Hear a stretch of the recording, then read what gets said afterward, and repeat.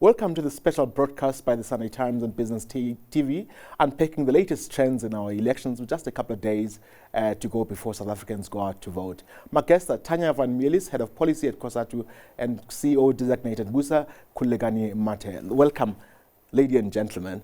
So, Tanya, the master plans, you were saying they're product of dialogue, they work. Which ones do you think have? So clothing and textile, for example, is a good example. The clothing industry had been seeing real declines, increased imports, job loss. Through dialogue, local retailers now have committed to increasing local procurement of locally produced goods. The clothing industry has started creating jobs. It's a success story.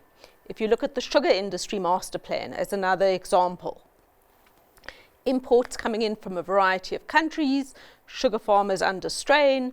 Now, there's been a growth in small independent sugar farmers. Retailers are buying, government is buying more sugar produced in South Africa, driving growth in South Africa, driving job creation in South Africa. Those are just two examples. But the key thing is not just dialogue, it's that everybody rolled up their sleeves and came to the party to implement things. As much as we say, Khulekani, and you're quite right, we need to work to drive growth, sometimes it means some parties have to give a little bit more than others. And those tough negotiations have resulted in parties coming to the table and implementing. Okay, interesting. What has Cosatu given in that give and take? So I'll give an example. In the clothing and textile master plan, active participation in the master plan, active thinking about how workers in the sector want their sector to look in the future. So it would be more decent jobs, more production. How do we get more skills? How do we try and boost demand? Cosatu and its affiliates have been advocating for increased local procurement from government, which is happening. It's been advocating to make sure that we get increased access to external markets. So, for example, through Cosatu and its affiliates' engagements on AGOA, the US market has been secured. Okay. I mean, one person there is a Cosatu deployee, so to speak, Ibrahim Patel, in all of that. And what do you think? Are you guys happy with his performance around the economy? Yeah, I mean, he's remained throughout his long tenure as minister over different administrations deeply committed to making sure that jobs are created, that decent work is created, that workers' voices are listened to. And he's done remarkable things. I mean, if you look at how he, but together with Minister Mathe, certainly from mining, have been able to drive increased employee share ownership. Now over 500,000 workers own shares in the companies in which they work. More than half of that came from Minister Patel's interventions and the work of the Competition Commission and conditions attached to mergers. So we've seen very tangible results on the ground through the work of Minister Patel. What would this scorecard look like? I mean, if you look at the broad indicators, the economic growth, say the last 5 years, what does the score if you used economic growth as an indicator? Well, I mean, economic growth is very lackluster at the moment and slowed now as well. So growth is certainly a problem. Is that a plus or negative when you score him? The question is not what's the level of growth, but given international circumstances and what we've faced, COVID, floods, unrest, has he been able to operate most effectively and still drive growth where we've been? Remember, it's not one minister that drives growth, it's the cabinet that drives growth. And there's the impact, for example, of severe load shedding and what that has had on industry as well. Okay. And then if we look at unemployment as an indicator, what would we score him there? Oh, to think of a score is a problem. Certainly. No, I'm being unfair. No, it's fine. I'll tell you, if I had to score him saying, has he been able to, within the toolbox that he's got, try and limit job loss where possible? Yeah. Yes, he's been able to do that. Okay. Has he been able to drive the growth of jobs in a range of areas? Yes, he's been able to do that. Okay. Do we need more? Absolutely, we need more. We need much more. But is he doing anything that we think is fundamentally wrong? No. We need more. And we need all of us to mobilise together to support good initiatives that Minister Patel is driving. Okay, so Khulekani, have you guys thought about the caliber of people? I know it would be odd for you guys to say we don't want Khulekani or Jabu in Ministry A or B. Have you guys thought about your wishes for a new administration, a new cabinet? So ours is really to look at what outcomes we would want from the new cabinet. How it is constructed, obviously that is the president's prerogative, so we won't be throwing around names and preferences and all of that stuff.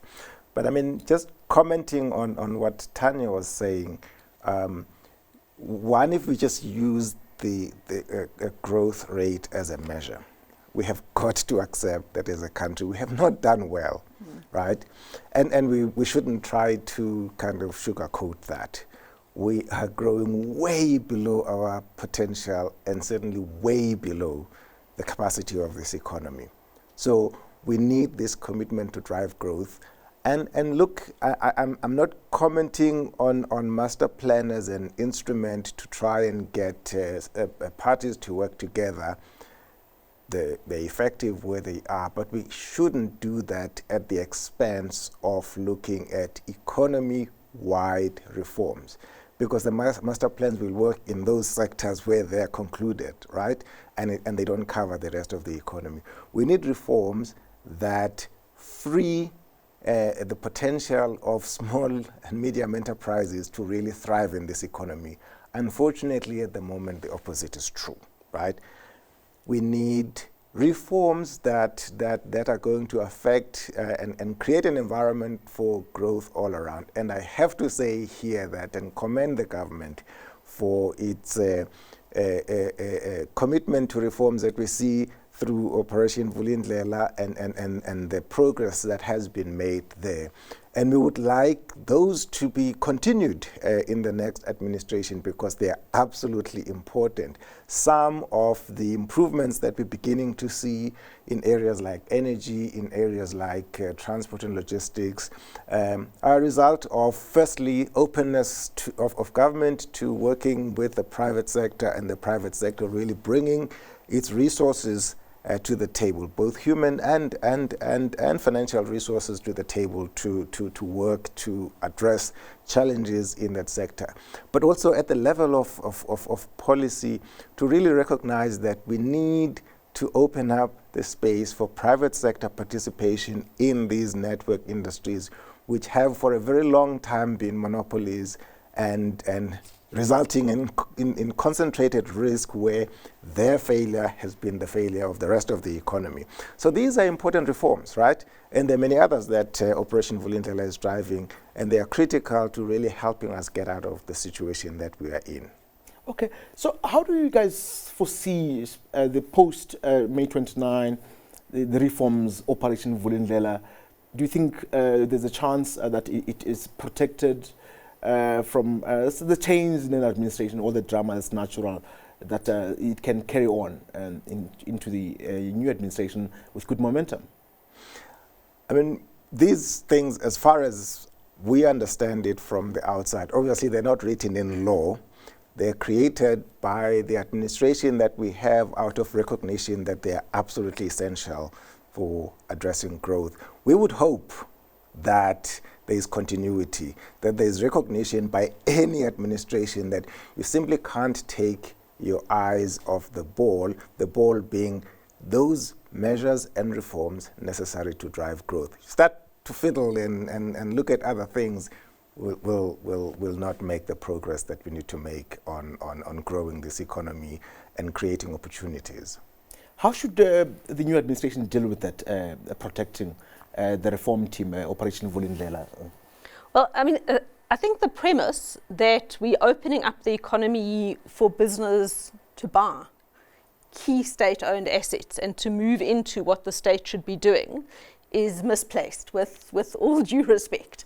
Certainly Cosatu's preference is that we have a strong state and strong state ownership, as well as social ownership, to drive the economy going forward. Okay. Then tell me, how would you implement that in the context of Transnet and Eskom? They have no balance sheet to do anything. So how the state also has public debt problems. How do you sustain that policy view? So, I mean, if one looks at the last budget and how we were able to free up some money to come into the budget to assist with debt, there are a range of measures that we could look at and see how we're able to mobilise more funding for it. I think it's very dangerous to think that the only option that we have is to privatise for business. I don't think there's an argument that we should just blanket privatisation. No. I'm keen for you to take me through.